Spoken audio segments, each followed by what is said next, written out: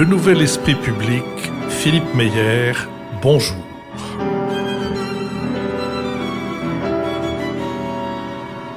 Bonjour, merci de nous avoir rejoints pour la deuxième partie de notre première émission de la 6e saison, c'est-à-dire la première de nos émissions portant sur l'actualité. Nous sommes encore à l'école alsacienne ce dimanche 4 septembre et nous avions avec David Jays, enseignant et essayiste, avec Béatrice Gibelin, directrice de la revue Hérodote, Richard Verly, correspondant à Paris du quotidien électronique Blick, et avec Lionel Zinsou, ancien Premier ministre du Bénin et président de la Fondation Terra Nova, nous nous étions penchés sur la question, nous avions essayé de répondre à la question fin de l'abondance, crise ou défi, et je crois pouvoir dire qu'à la fin de cette première heure, nous avions la capacité à dire fin de l'abondance, défi ou crise.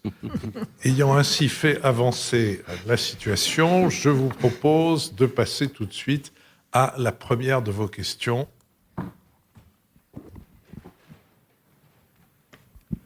Oui, bonjour à tous. Bonjour. Peut-on revenir sur l'articulation entre les facteurs conjoncturels et structurels des moments que nous vivons, dans ce que l'économiste Patrick Artus appelle l'entrée dans l'économie des raretés. Fin août se tenait le symposium annuel de Jackson Hole dans le Wyoming aux États-Unis, qui réunit les banquiers centraux et puis le Gotha des économistes et des financiers. Et le consensus est terminé par la conclusion de ce symposium dit « Nous entrons dans une nouvelle ère pour l'économie mondiale, une ère de volatilité, de chaos et de rareté aussi ». Et l'intervention de la représentante de la BCE, l'Allemande Isabelle Schnabel, a notamment été très remarquée et a insisté sur deux facteurs structurels, les tensions géopolitiques, l'opposition Chine et ses alliés et l'Occident de l'autre côté, et puis le dérèglement climatique. Voilà, je voulais savoir ce que vous en pensez. Merci. Lionel.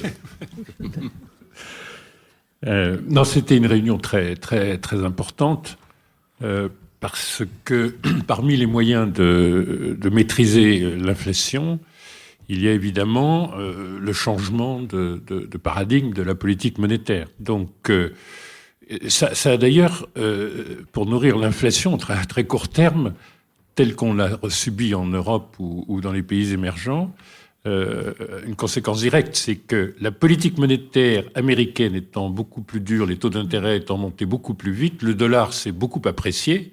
Et évidemment, ça fait une grande différence. Aujourd'hui, le choc sur les prix qui est ressenti, notamment dans les pays émergents et en développement, c'est d'abord l'appréciation considérable du dollar. C'est-à-dire que en Europe, on n'est pas forcément très sensible au fait que le rapport euro-dollar n'est plus à 1,15 mais à 0,99. On est grosso modo à la parité euro-dollar. On est revenu au début de la création de l'euro lui-même. Enfin, il y a eu une perte d'appréciation significative de l'euro. Ça veut dire que tous les prix de ce qui est importé en dollars montent. Et le prix de la logistique, etc. Donc, l'un des tout premiers chocs, c'est-à-dire avant le choc du blé, le choc du pétrole, le choc du gaz, il y a aussi le choc monétaire. Or, la politique américaine, qui a moins peur de la récession que c'est le cas en Europe, est prête, auprès d'un risque récessif, de mettre en avant une politique de taux très ferme, pour, au fond, donner des signaux que l'inflation va être maîtrisée. Et d'ailleurs, aux États-Unis, la plupart des gens pensent qu'en 2024, grâce à cette politique, on aura maîtrisé l'inflation.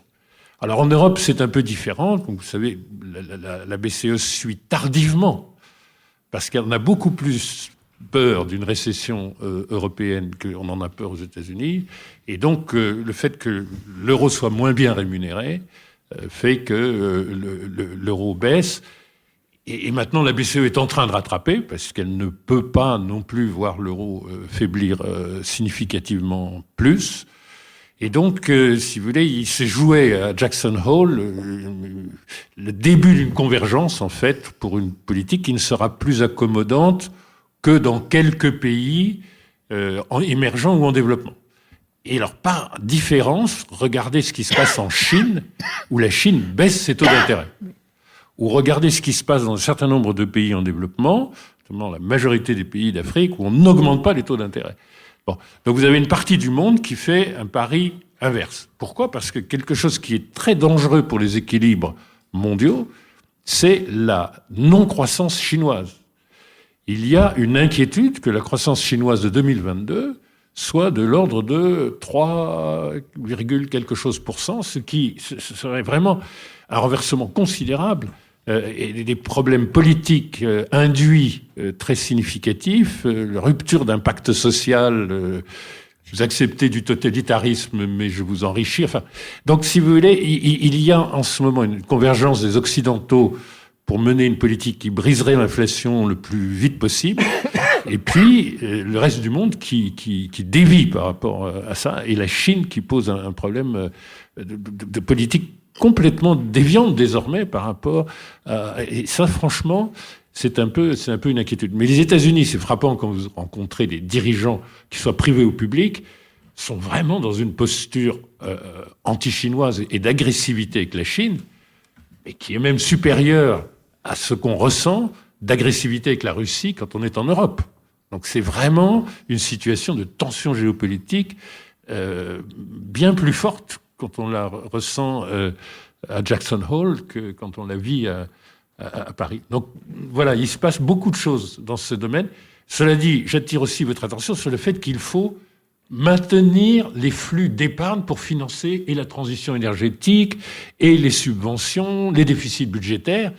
Et si vous n'augmentez pas les taux d'intérêt à entre 3 et 4% aux États-Unis, et si vous ne les montez pas à 2 ou 3, le phénomène que j'essayais d'évoquer dans la première partie sur « nous sommes en taux d'intérêt négatif croissant », ça risque de décourager les épargnants de continuer à épargner. Donc vous êtes obligé d'augmenter les taux, pas seulement pour arrêter l'inflation, mais pour garder des flux d'épargne. Parce que sinon, les gens s'enfuient vers des actifs réels. Et vont se mettre à acheter du foncier, de l'immobilier, plutôt que de constituer de l'épargne financière. Or, on a besoin de cette liquidité très importante parce qu'on va réussir à financer tous les défis avec cette liquidité. Donc, voilà ce qui se joue à Jackson Hole, et ça a été très fort. Oui. Richard Verlet.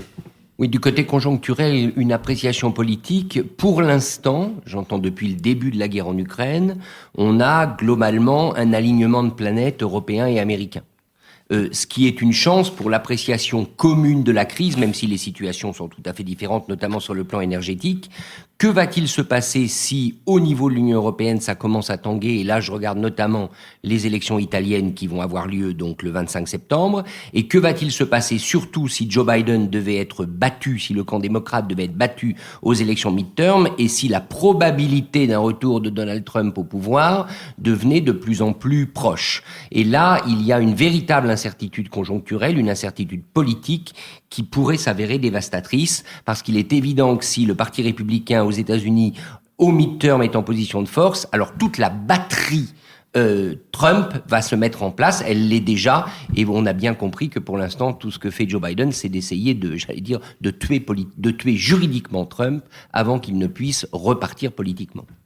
Merci. Une autre intervention du public. Voilà le micro qui s'avance, mais qui s'avance là. Vous avez considéré que la question du partage du fardeau était un élément crucial politique. Quelle est la maturité de nos institutions nationales et européennes pour travailler cette problématique ? Elle est très faible. Elle est très faible parce que la démocratie représentative telle qu'elle s'est constituée péniblement à partir de la fin du XVIIIe siècle, elle s'est constituée uniquement sur une base de représentation politique, avec la centralité du Parlement.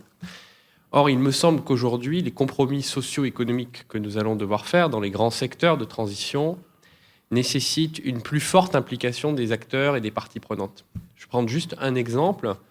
dans l'agriculture, il va y avoir des choix très durs à faire. Parce que si on veut atteindre le net zéro, probablement qu'il va falloir réduire la taille du cheptel dans l'élevage.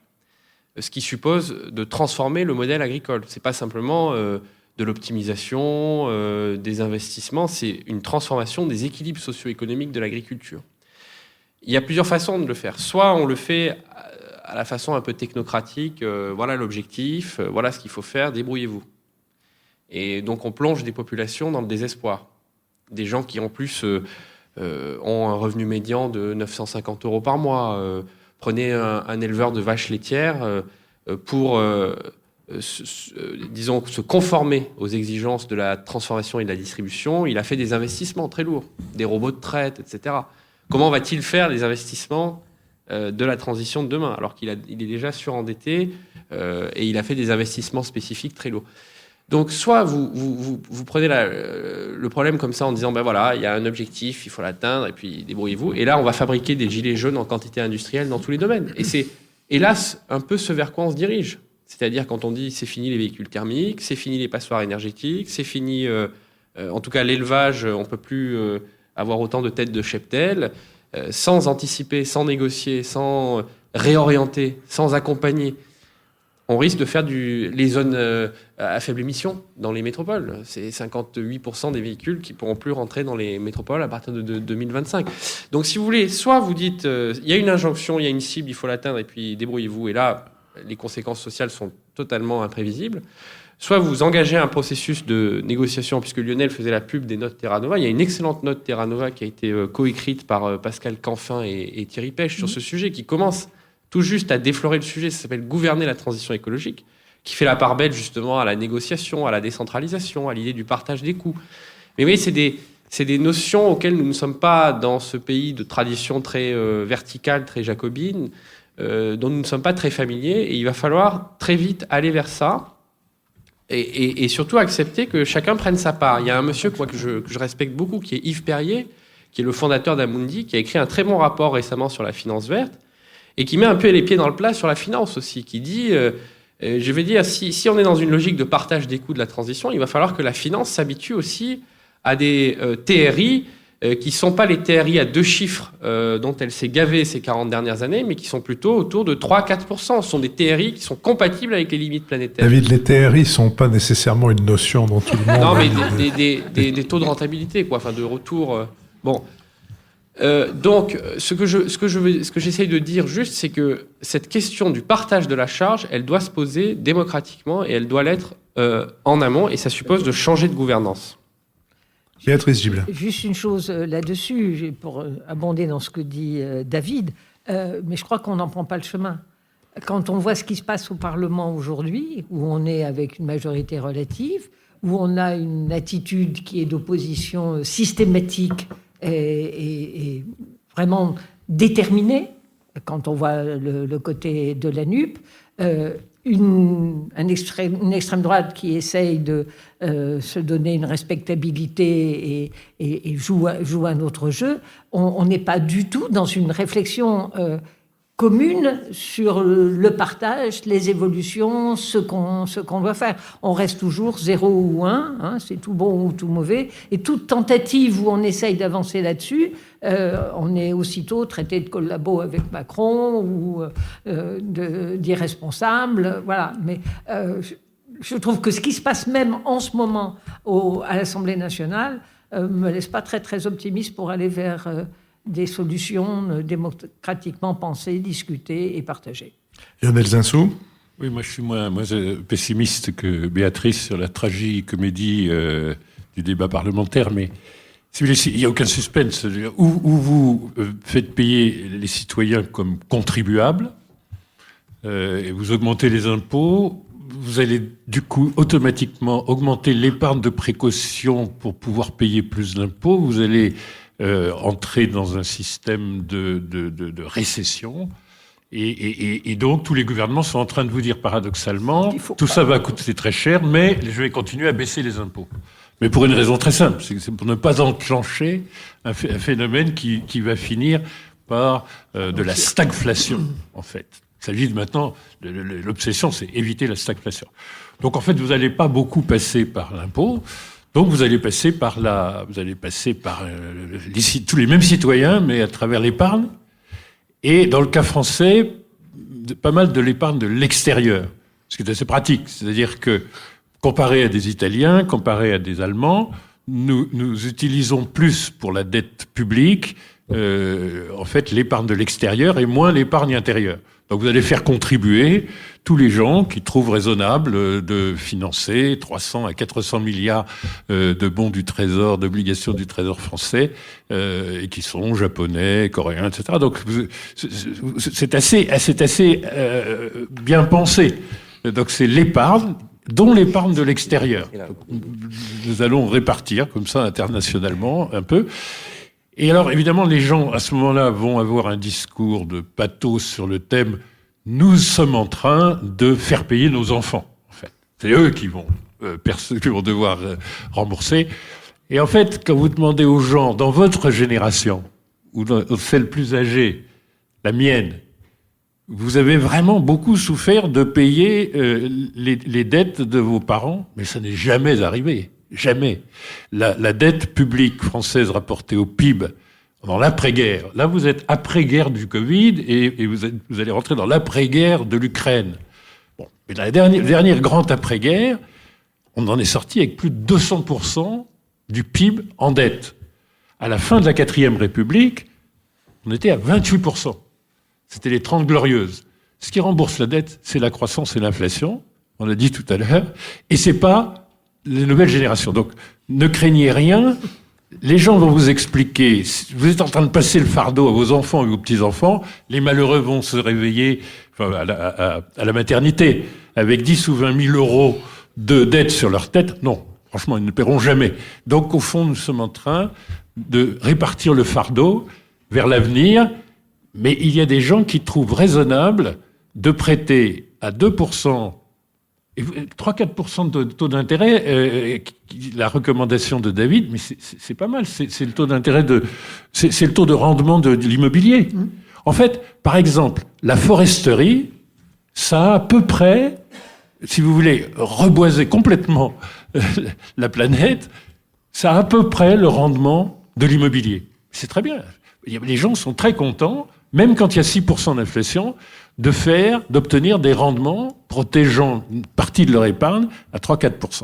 Donc à la fin des fins, c'est quand même les rentiers qui vont payer. Alors, si on est plus NUPES que moi, on se dit, mais il faut aussi faire payer M. Bernard Arnault, quand même, c'est quand même essentiel. C'est essentiel, mais un peu anecdotique, et ça pose toute la question des surprofits. Oui. Des surprofits. Et alors ça va être, à mon avis, un débat très intéressant, parce que ça va rappeler les profits du marché noir. Enfin, ça va être formidable. Mais le problème, si vous voulez, c'est les surprofits de la pharmacie. Alors vous allez priver la pharmacie de la capacité de continuer à prévoir et à investir pour les pandémies de 2023, 24, 25. Ou alors vous allez surtaxer Total Énergie. Mais la fiscalité française, si vous voulez, puisque Total ne gagne pas d'argent en France, mais partout ailleurs, où il est d'ailleurs déjà taxé, ça va être un peu compliqué. Là, c'est sur leur bénéfice mondial, donc ça va être un petit débat.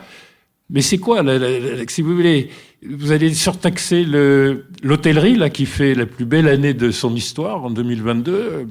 Oui, enfin, il faut quand même aussi rattraper ce qui s'est produit en 2020 et début 2021, etc.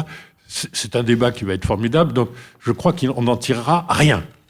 Donc pour l'instant, ce qui est bien, c'est de faire payer le futur, en sachant qu'en plus, nos enfants ne s'en apercevront pas. De ce que vient de dire Lionel, je déduis que le seul dont on puisse surtaxer les surprofits, c'est Bernard Arnault, parce qu'il n'est ni dans l'hôtellerie, ni dans le pétrole. Il est dans l'hôtellerie. Et puis en plus, il faut bien reconnaître qu'il y a toute une partie psychologique, un peu irrationnelle, qui joue dans le cas de la surtaxation, et que on dira ce qu'on voudra, mais il me semble que M. Arnault a une tête à être surtaxé. Autre intervention du public?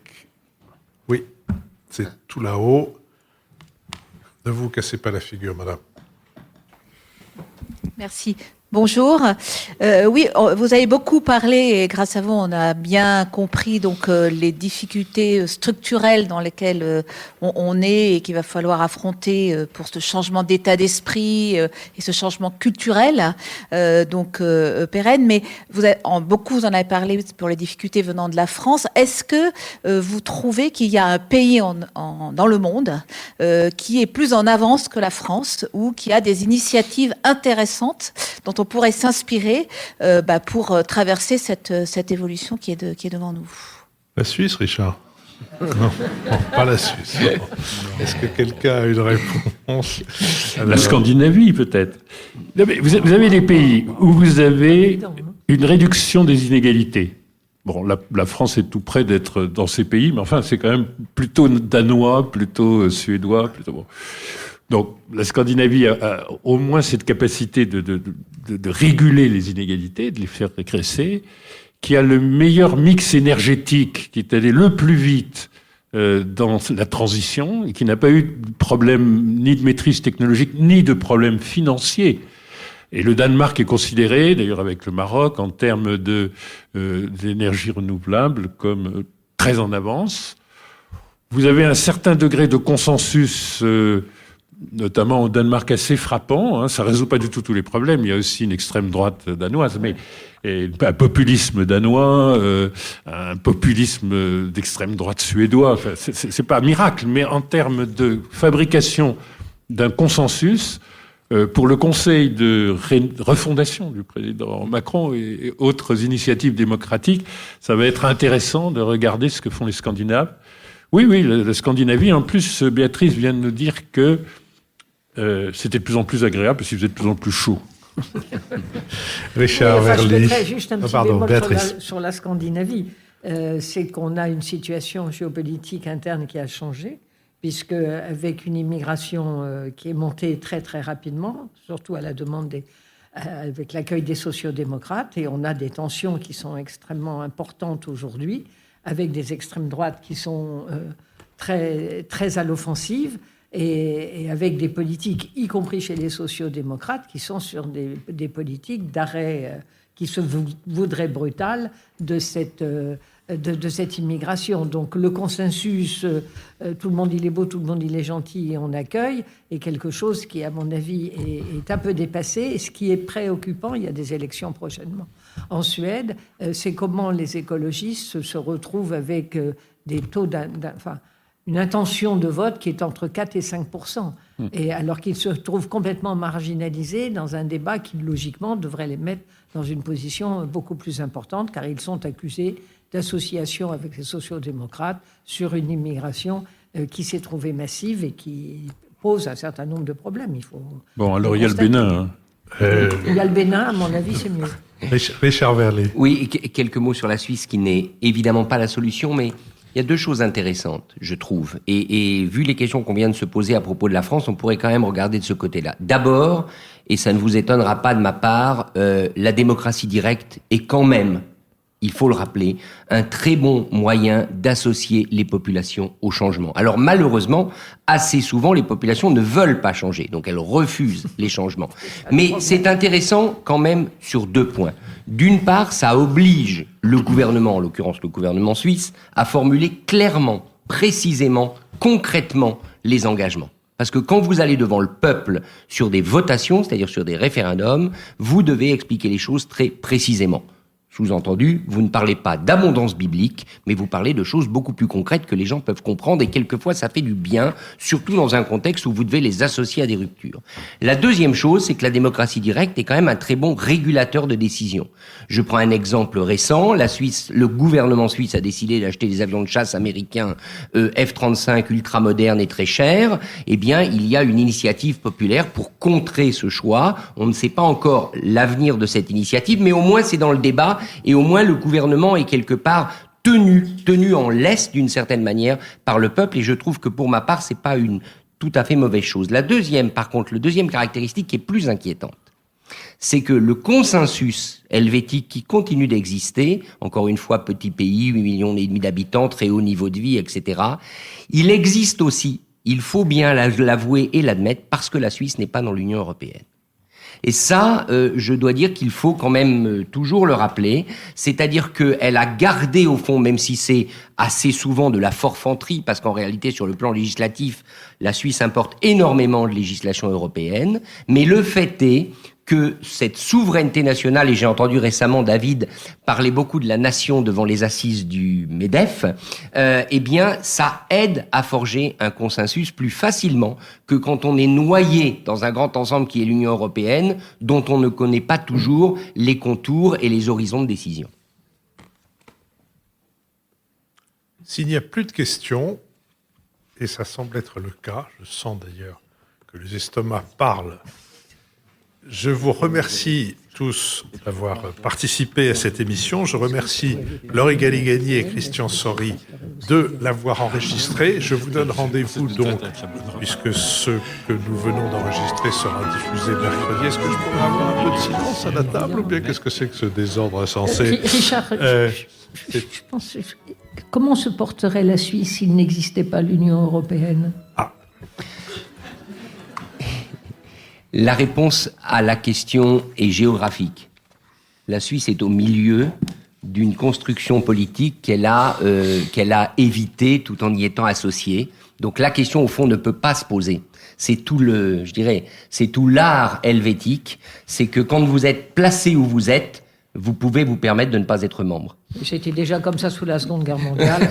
C'est fromage et dessert. C'est fromage et dessert, ceinture et bretelles, et vous pouvez continuer. Le beurre et l'argent du beurre. C'est ça, beurre et argent du beurre. Les Suisses, quand on leur parle de la fin de l'abondance, ils pensent que c'est le fromage.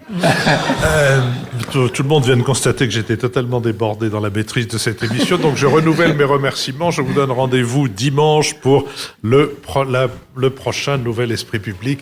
Merci à toutes et à tous.